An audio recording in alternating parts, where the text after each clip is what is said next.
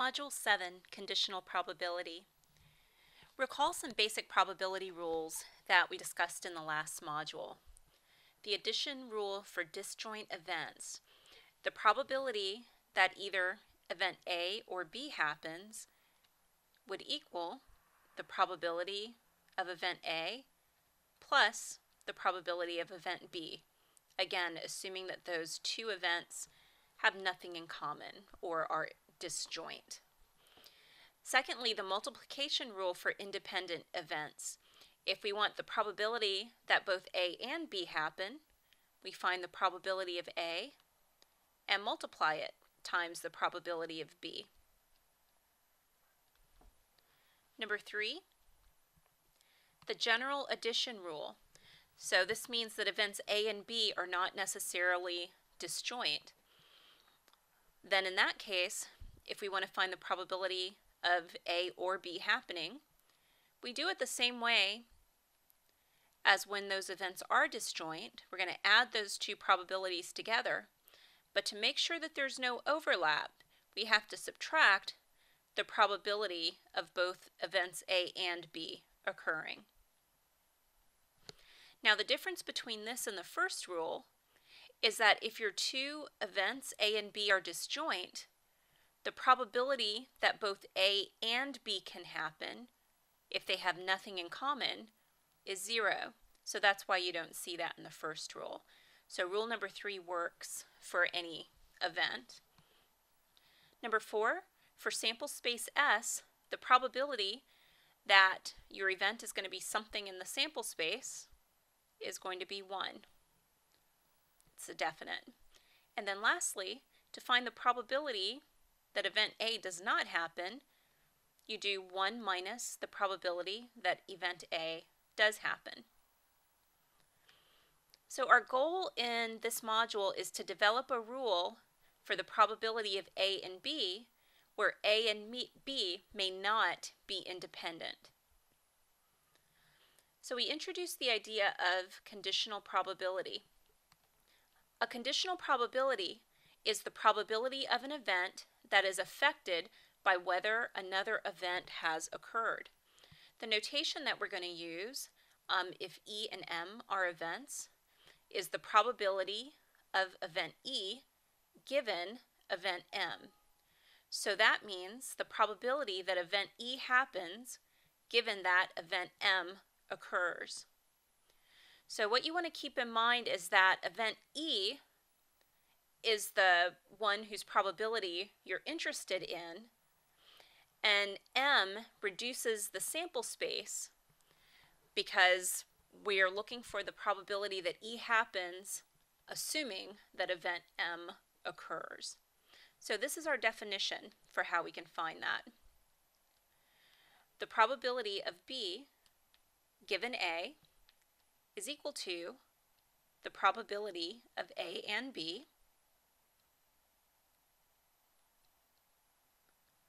divided by the probability of A. So the way that I remember this is, remember that B is the event whose probability we're really interested in. So that means that we're going to divide by the probability of A because that's the one we kind of want to cancel out. So that's not really a mathematical way to explain it, but hopefully that's kind of a logical way that can help you remember this. You're dividing by the one that has the information that you're assuming. Okay, so we're going to use our new definition for this example. Suppose that E and F are two events and that the probability that E and F both happen is 0.21 and the probability that event E happens is 0.4. What is the probability that event F happens given that event E happens? So this is going to fall under our formula. So according to our formula, we'll have the probability of E and F divided by the probability of the one that we're not most interested in, which is E. So we were given these values. So we have 0.21 divided by 0.4, and that's going to equal 0.525. And that's our answer. Okay, going on to page 2. Our next example. Suppose that a single card is selected from a standard 52 card deck. What is the probability that the card drawn is a king? Okay, well, we don't need a conditional probability for this one. We're just looking for simply what is the probability that a card that you draw is going to be a king. Well, there are 4 kings in that 52 card deck. So a probability of getting a king is 4 out of 52, or 1 out of 13. Okay, well, now suppose that a single card is drawn from a standard 52 card deck, but we're told that the card is a heart. What is the probability that the card drawn is a king? Okay, so we're looking for the probability that the card drawn is a king, given that we know that the card is a heart. So we can apply our conditional probability. So to find this, using our definition, we're looking for the probability that we have a card that's a heart and a king, and we're going to divide that by the probability that the card is a heart. So the probability that the card is a heart and a king is 1 out of 52. There's only one card out of all 52 cards that has both a heart and a king on it, divided by the probability that we draw a heart. Well, that's going to be a quarter of our deck, right? 13 out of 52 cards will be a heart. I'll write it this way. 13 of the 52 cards are hearts.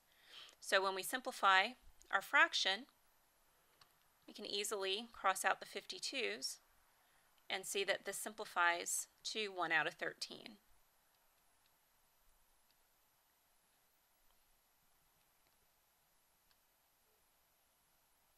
Okay, going on to example 3. The following data represents the number of traffic fatalities in the United States in 2005 by person type for male and female drivers. Okay, so we see that we have person types male and female, and we have that the person is a driver or a passenger. Part A, what is the probability that a randomly selected traffic fatality who was a female was a passenger? Okay, so first thing here, we're dealing with a conditional probability. We need to determine what is it that we're really interested in knowing, and what is the information that we are to assume. Okay, well, the way that this is phrased, we want to know if the traffic fatality was a passenger. So we're looking for the probability that it was a passenger, given that the passenger was female.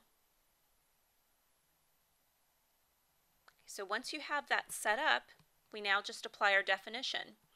So we look for the probability that a fatality was female and a passenger. And then what do we have to divide by? The probability that the fatality was a female. Okay, so we can use that table to come up with these values. So we're looking for the probability that the fatality was a female and a passenger. So that's going to be 4896 out of a total of 37,479 people.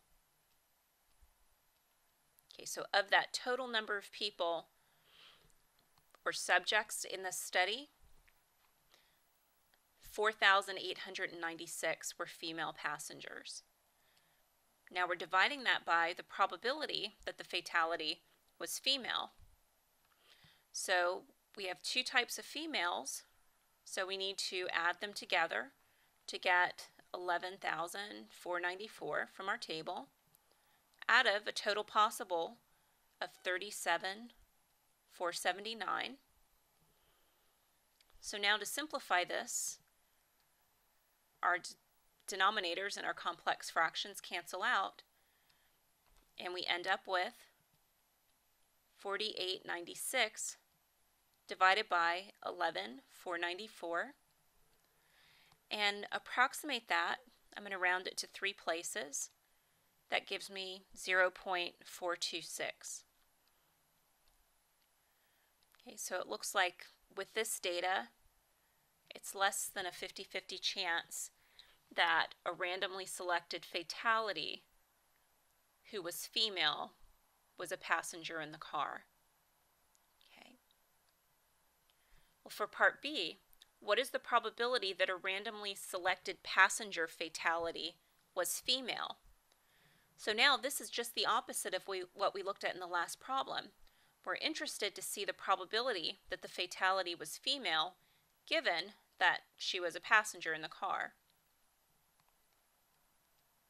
So using our definition, our numerator is going to stay the same.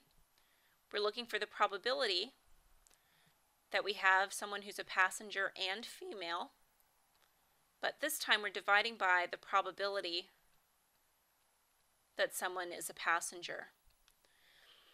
Okay, so with using and, the order doesn't matter. So our numerator is the same as the last problem.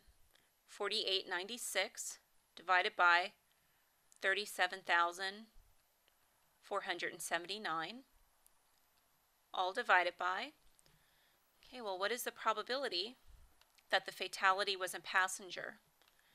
Well, were a total of 10,086 passengers, 10,086 out of a total of 37,479 fatalities. Okay, so again, we can cancel out that common denominator, and we're left with, so let me stay consistent with my colors here, 4896 divided by 1086, and approximating that to 3 decimal places, I get 0.485.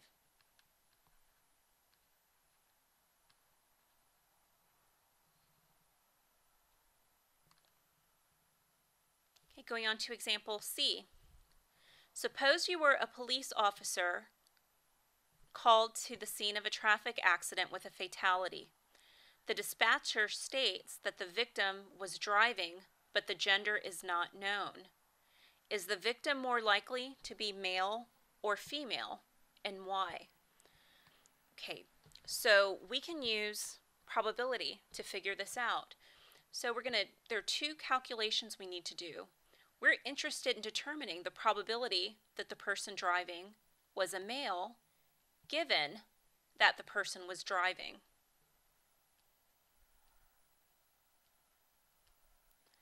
And then we're also going to figure out the probability that the fatality was a female given that the person was driving.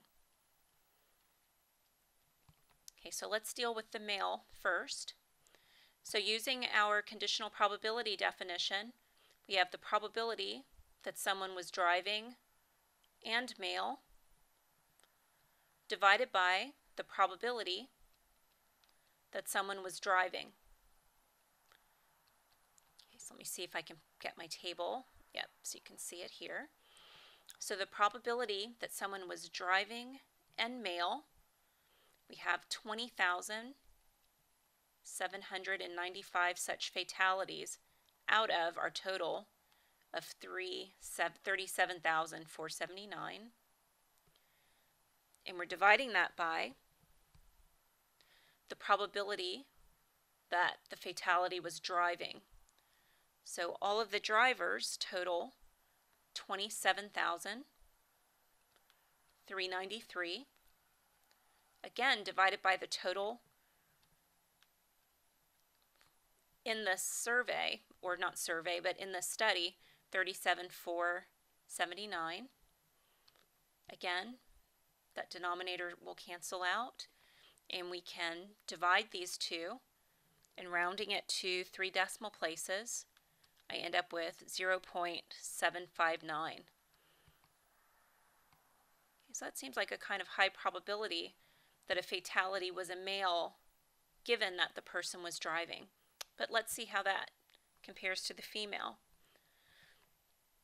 So using our definition, we need to find the probability that the person was driving and female, and divide this by the probability that the person was driving.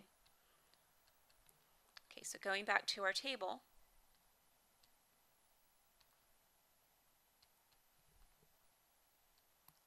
so the probability that a person was driving and female is going to be 6,598 out of that 37,000 total,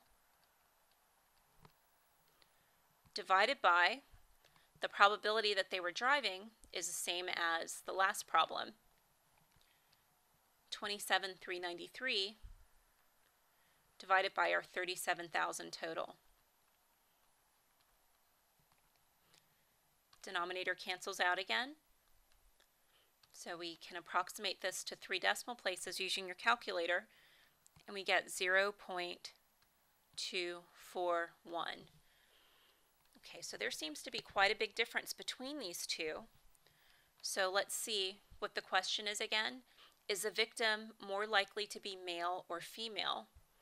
So we see from here the victim is more likely to be male, a 0.759 chance based on our data. So the victim is more likely to be male based on our data.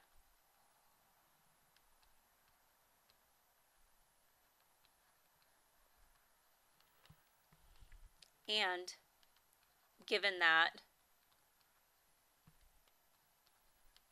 the person was driving.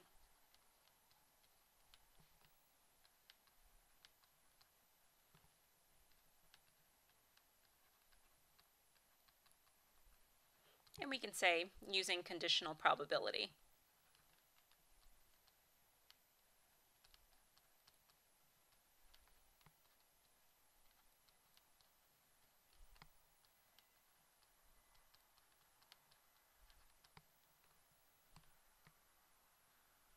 Okay, and that would be our answer.